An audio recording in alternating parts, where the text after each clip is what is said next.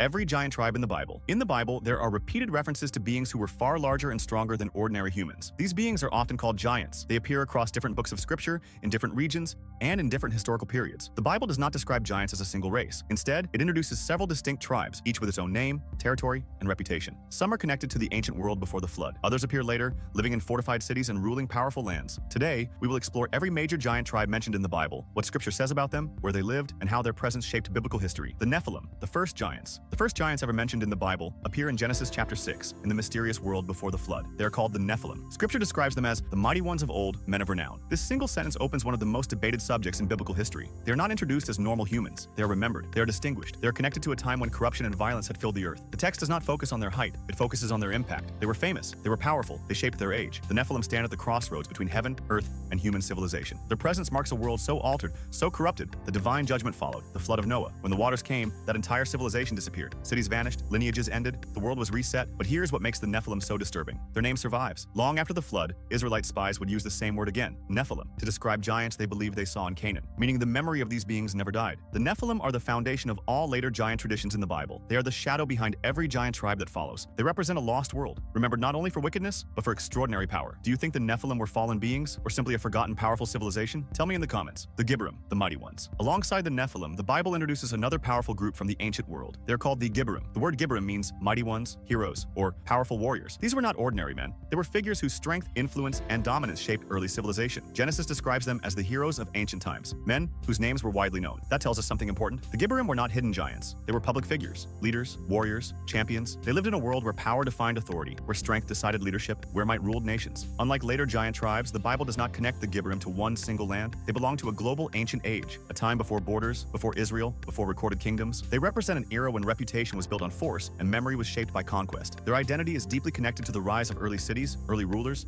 and early conflicts. Wherever ancient power was remembered, the shadow of the Gibberim remained. But like the Nephilim, their age did not last. The flood did not only destroy people, it erased systems, it ended empires, it buried civilizations. The world of the Gibberim collapsed beneath the waters, yet their title survived. Later in scripture, the same word would be used for elite warriors, but never again with the same ancient weight. The Gibberim stand as a bridge between the mysterious world before the flood and the historical giants who would rise afterward. They are the memory of a time when humanity's strength reached legendary status. Do you see the Gibberim as ancient heroes, or as rulers of a violent, forgotten world? Post-flood Nephilim, giants after the flood. Centuries after the flood, the Bible unexpectedly uses the word Nephilim again. These were not the shadowy giants of ancient legend, but living, intimidating figures who appeared when Israelite spies explored the land of Canaan. The word Nephilim here reminds us of their ancient predecessors, the mighty ones, whose memory had survived the flood. These post-flood giants were so imposing that the spies described themselves as tiny, like grasshoppers in comparison. The fear they inspired was immediate and overwhelming. Unlike the Nephilim of Genesis, these giants were rooted in real lands and cities, forming part of the political and military landscape of Canaan. They were organized, visible, and capable of dominating those around them. Their presence was a reminder that giant traditions didn't vanish with the flood. They resurfaced in later human history,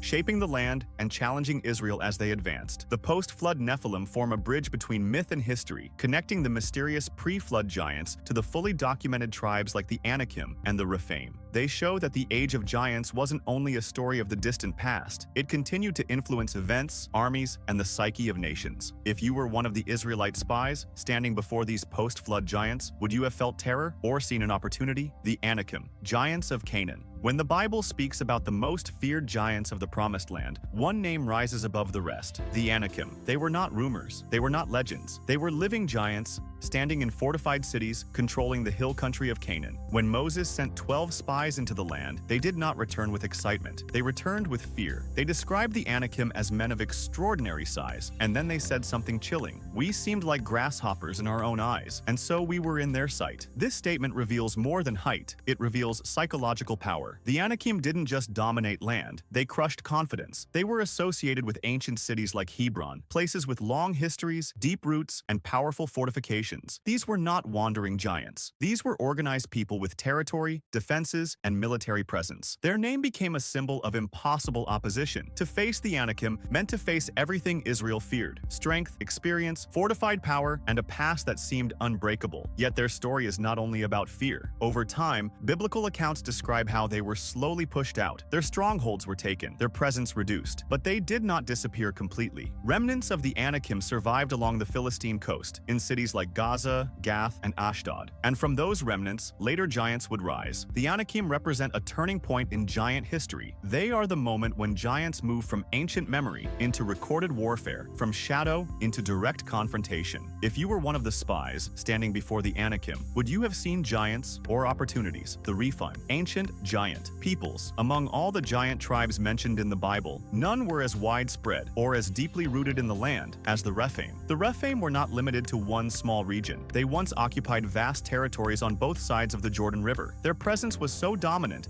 that valleys, plains, and entire regions carried their name. This tells us something powerful. The Rephaim were not a temporary threat. They were a civilization. They lived, ruled, and shaped the land long before Israel arrived, long before borders were drawn, long before later nations rose. Over time, the Bible begins to speak of the Rephaim not only as a people, but as a memory. Their name slowly becomes associated with the ancient dead, a linguistic shift that reflects how these giants passed out of living history and into legend. But Scripture preserves the record of their existence in territorial accounts, wars, and royal genealogies. Again and again, their name appears in descriptions of lands that were once theirs. This repetition matters. It shows that the Rephaim were not isolated giants like Goliath. They were populations, communities, kingdoms. Some of the most feared groups of the ancient world, including the Amim and the Zamzummim, were counted among the Rephaim, and one of the last known giant kings belonged to them. The Rephaim represent the long arc of giant history, not a moment, an era. They show that giants were not sudden appearances. They were deeply woven into the ancient Near East, leaving behind territories, ruins, and names that outlived their bodies. They are the echo of a world that once stood tall and then quietly disappeared. Do you think the Rephaim vanished through war or through time itself?